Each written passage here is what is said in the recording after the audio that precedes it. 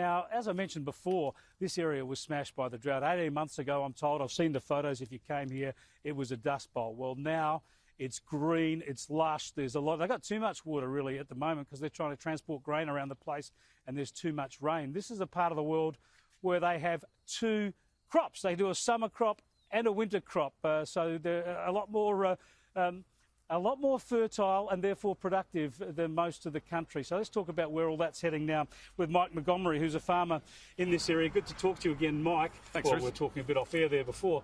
Tell me about this. I mean, really, someone from South Australia like me, used to southeastern Australia, the idea of getting two crops out of this wonderful black soil here, it must generate an enormous amount of money and jobs around the region. Well, it does, and it allows people to be more viable than they would if the climate wasn't able to deliver those two seasons of cropping.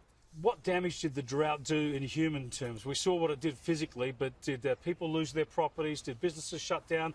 How long is it going to take you to recover, even if you get to years like this? Well, all that. Some people have gone out backwards and are still doing it. You know, they're just waiting for their prices to lift so that they can get out with some dignity.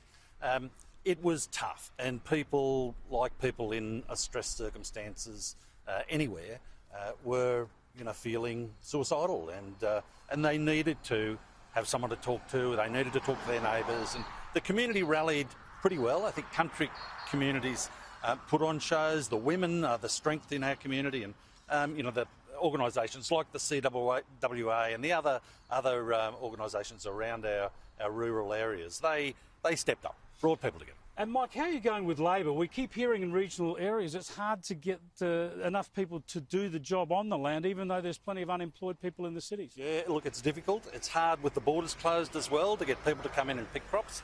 Major problem is that people don't understand where their food comes from. You know, our city-based population, huge numbers of people, disconnected from where their food and their fibre comes from.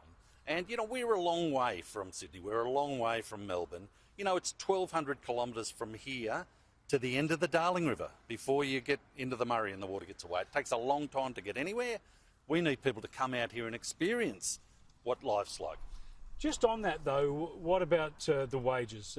Simple equation. If people got paid more for work on the land or for picking crops, then they'd turn up. Oh, I don't think so. I think, people are happy in doing what they do, and they don't really want to go out into the country and live. But it's cheaper to live here.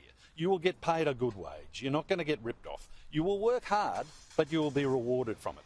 If you want to go and look at the opera and the ballet, you can take time off and go and do that because you can, in fact, plan ahead when you live in the country. Mike, great to talk to you. Thanks, Chris. Mike Humphreys there, who's a farmer here in the wonderful area of Moree, the Plains district of northern New South Wales.